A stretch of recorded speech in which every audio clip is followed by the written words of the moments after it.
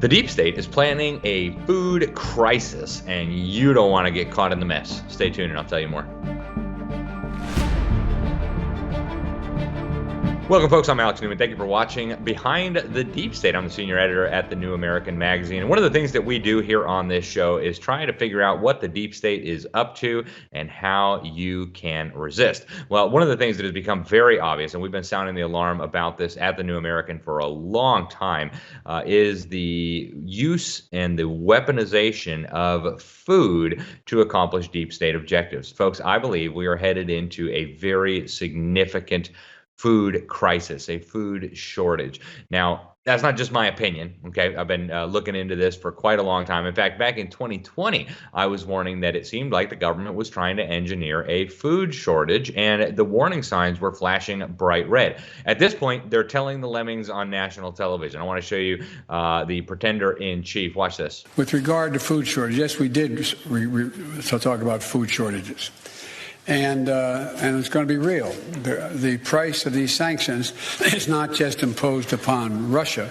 It's imposed upon an awful lot of countries as well, including European countries and our country as well. All right, so Joe Biden says the food shortages are going to be real, folks. They're not going to be fake, okay, like everything else on the media. The food shortages, that part's actually going to be real, okay? And, you know, my guess is Biden probably was sitting in a room and his handlers didn't think he was paying attention. You know, he was drooling or dozing off, and he overheard them talking about it, and then he went out and blurted it out. I don't know. It could be that they intended to telegraph that warning. But at this point, the top cable news host in America, Tucker Carlson, is talking about looming food shortages. The resident of the White House is talking about looming food shortages. And around the world, folks, food shortages are already starting to hit. I mean, here in America, we're dealing with surging prices. I mean, it is unbelievable what's happening at the grocery store. If you pay any attention when you go shopping, you know exactly what I'm talking about. Prices are through the roof, and that's going to get a whole lot worse. But I believe that what other countries are seeing now will be coming to the United States pretty soon. Just recently, Christian Westbrook, the Ice Age farmer, one of the people who tracks this more carefully than anybody. We've had him on this program before from the Red Pill Expo. Very, very smart young man who really tracks this issue of agriculture and food. He reported that Iran is now going to become the first country to roll out a food rationing scheme based on new biometric IDs that they are handing out. So they couldn't do it with the vaccine passports. Now you need a food passport to be able to get your food rations. Folks, you think they can't do that or they won't do that in America? You are absolutely kidding yourself.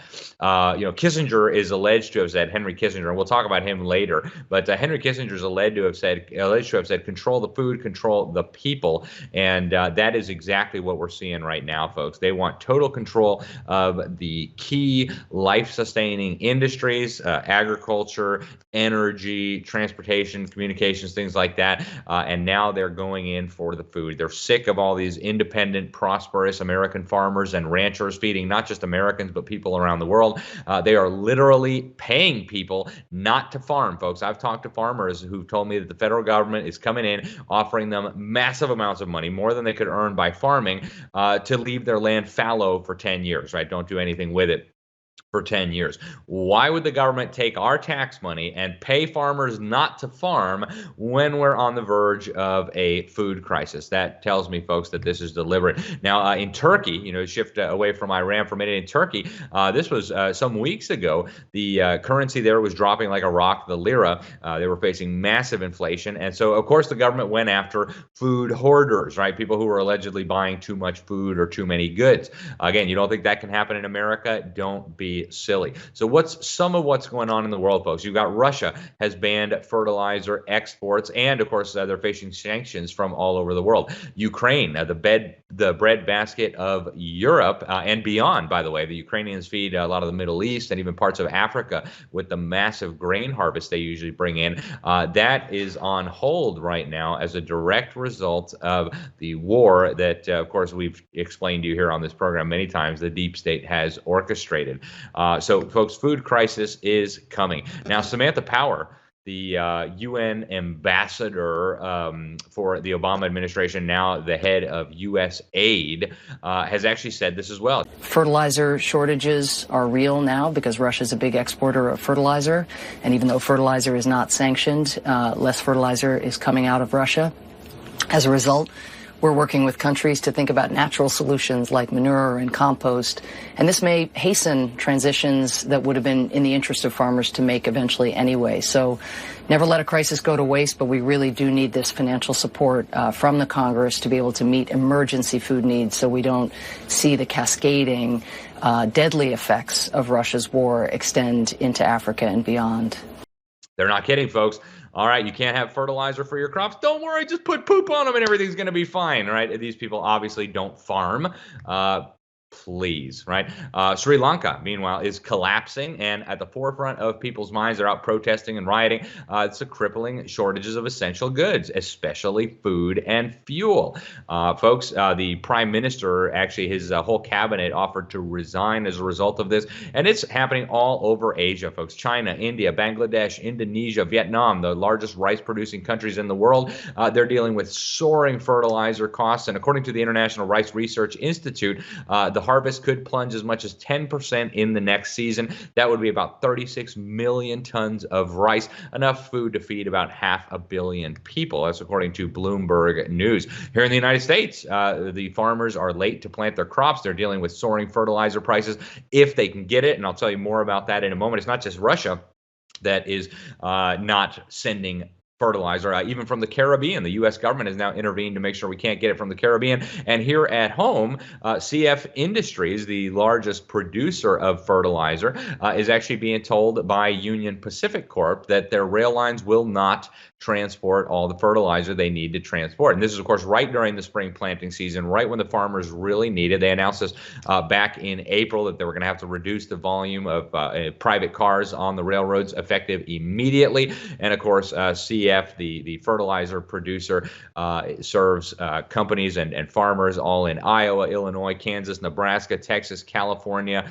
Simply unbelievable, folks, what's happening there. Now, lots of people are starting to warn about this. The International Monetary Fund is warning that food shortages are going to create waves of social unrest across the globe. This is what they said in a recent report. This crisis unfolds even as the global economy has not yet fully recovered from the pandemic. Okay, that's according to the group's research department director, Pierre-Olivier Gourinchas.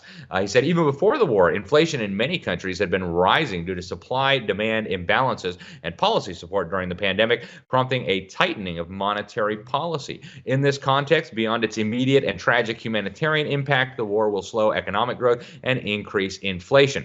Furthermore, increases in food and fuel prices may also significantly increase the prospect of social unrest in poor countries.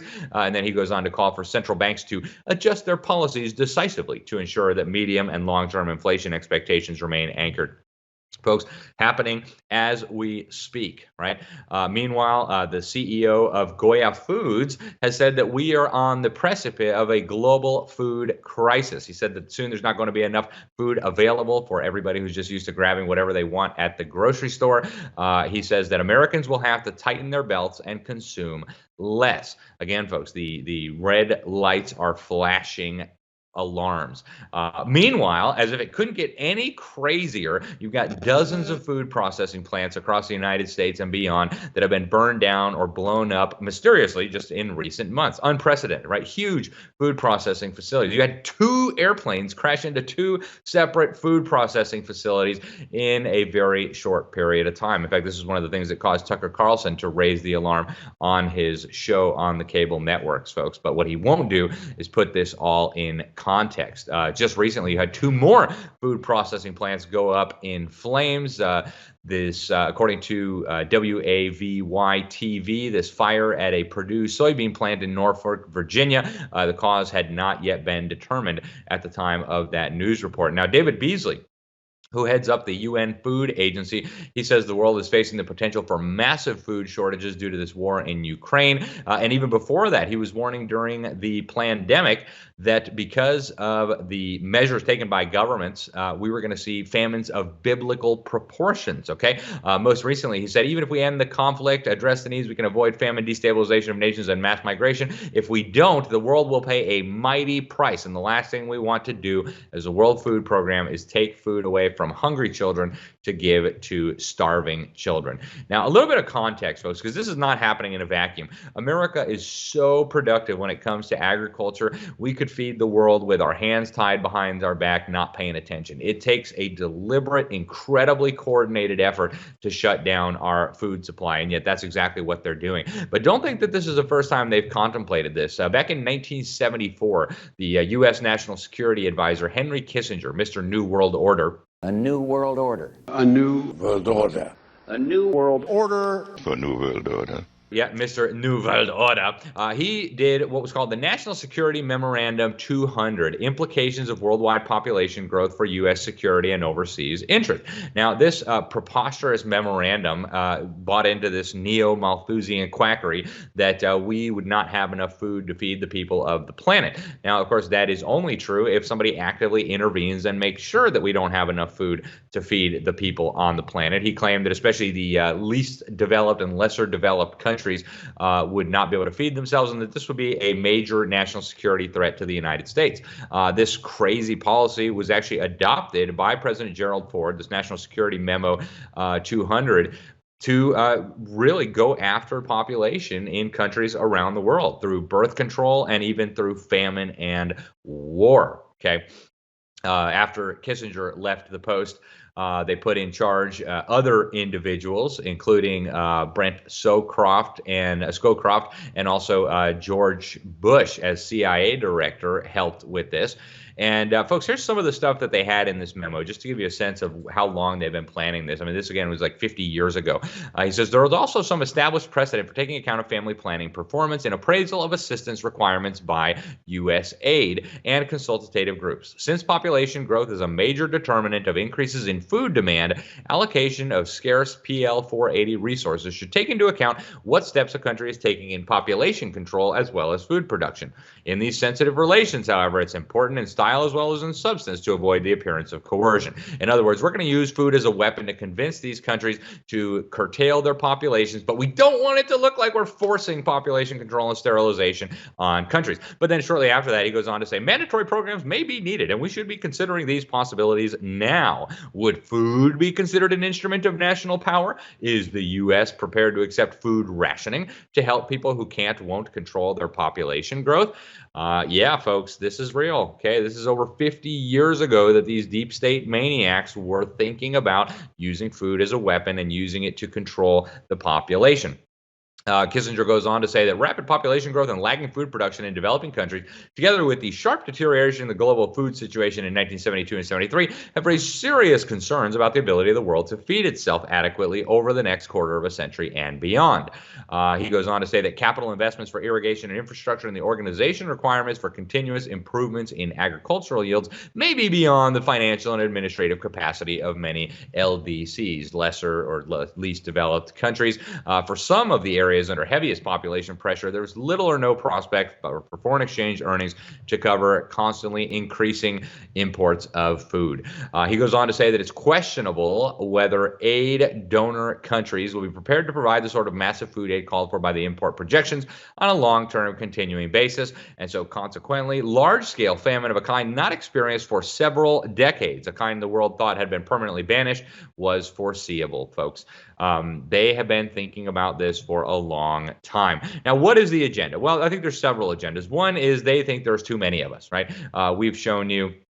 I mean, Bill Gates says openly there's too many of us. Let's show you the clip of Bill Gates talking about how vaccines are going to be a good tool for reducing the population. Watch. So you've got a thing on the left, CO2, that you want to get to zero, and that's going to be based on the number of people, the services each person's using on average, the energy on average for each service, and the CO2 being put out per unit of energy.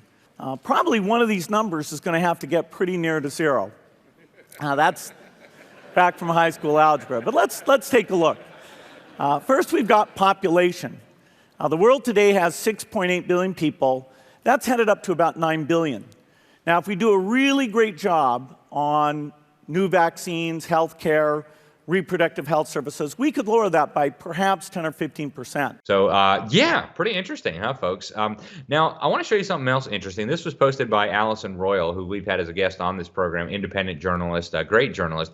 She posted this on Twitter. Bill Gates received $3.5 million in investor money for his lab-made baby milk startup. Then the Gates Foundation paid The Guardian, that's a fake left-wing radical newspaper in the UK, $3.5 million, and immediately The Guardian published a hit piece criticizing breastfeeding as bad for mom's mental health.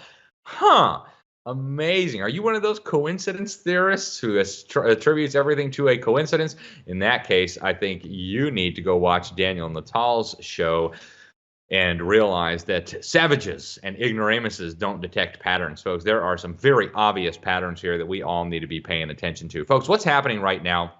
And it's not just Bill Gates, right? Bill Gates and Al Gore, they're all investing in these disgusting lab-grown meat projects, and you're going to eat bugs, right? The UN has been telling people they're going to eat bugs. The World Economic Forum has been promoting the eating of bugs, at least for those of us who survive. But one of the big agendas that's going on, folks, they want to bankrupt and destroy the independent rancher and farmer, and they want to make us all dependent on centralized food production. So you've got companies like BlackRock and Vanguard that are taking over the food supply and the agriculture sector as we speak. They're buying up fertilizer companies. They're buying up land, right? Bill Gates bought hundreds of thousands of acres of agricultural land in the United States. They're even buying up the train companies that move the food and that move the fertilizer, folks. They're doing it on purpose. And again, controlling the food supply is the best way to control people, right? People are willing to do a lot of things that they wouldn't normally be willing to do if they are facing a food shortage, right? Nobody wants to see their kids hungry. Nobody wants to see their family starve. People will give up a lot of freedom in the face of something like this. So a lot of bad news, right? They are preparing a food shortage as we speak. Whether they'll succeed remains to be seen, but I think within the next 6 months or so, we're going to start seeing some real pain. You saw what happened during COVID with the toilet paper. Now imagine if that were to hit us in the food products that we all need, right?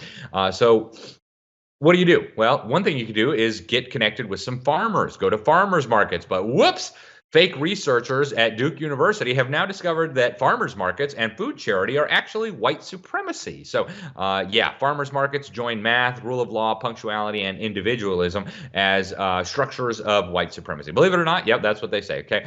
This is how ridiculous things have become, folks. But don't think this is all happening in a vacuum. They want you to depend on their disgusting lab-grown food. They want to control everything you eat. They want to feed you frankenfoods and rip you off in the process, and they want to bankrupt and destroy the independent middle-class American producers, the farmers, the cattle ranchers, the people who have been feeding America and the world for so many generations.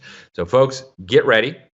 Doesn't mean panic, but don't sit around and do nothing. Also, tell your friends. And most importantly, folks, we need to understand this was deliberately engineered, right? The main famines that have hit mankind over the last century have been engineered by totalitarians and deep staters and globalists, right? Look at what Stalin did in the Ukraine.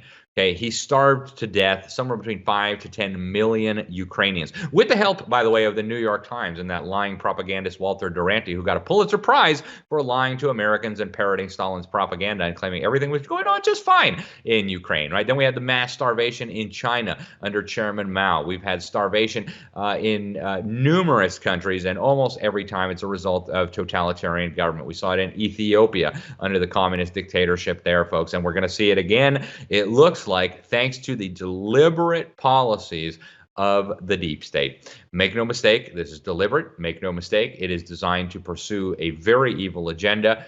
Get ready, folks. Don't be caught off guard by this. I can't tell you what you need to do, but I think you can start figuring it out yourself. As Machiavelli said hundreds of years ago in The Prince, one of the most common defects in man is that during the calm, he never prepares for the storm. Folks, look at this as the calm. You have some nice little bit of time to prepare for the storm. Do it Just look around you, folks. The President of the United States, again, is telling you that the food shortages that are coming are going to be real. Don't be one of those people. Don't be one of the lemmings who has to wait until there's nothing on the grocery store shelves before you start thinking, what am I going to do about this? Okay. I want to thank you for tuning in. We've got to expose the deep state. We've got to stop their evil machinations. I'm Alex Newman. This is Behind the Deep State for the New American Magazine. Go to thenewamerican.com, sign up, subscribe to the print magazine. They can't censor us there, at least not yet. Till next time, God bless you all. If you enjoyed this video, please make sure to subscribe, hit like, hit that little bell so that you'll be notified whenever we post new videos. And also, please make sure to share this video with your friends. Email's a great way to do it. Remember, there are powerful forces working to steal our freedom and destroy our country. We need to work together, expose those behind the deep state. Otherwise, you can kiss your liberties goodbye.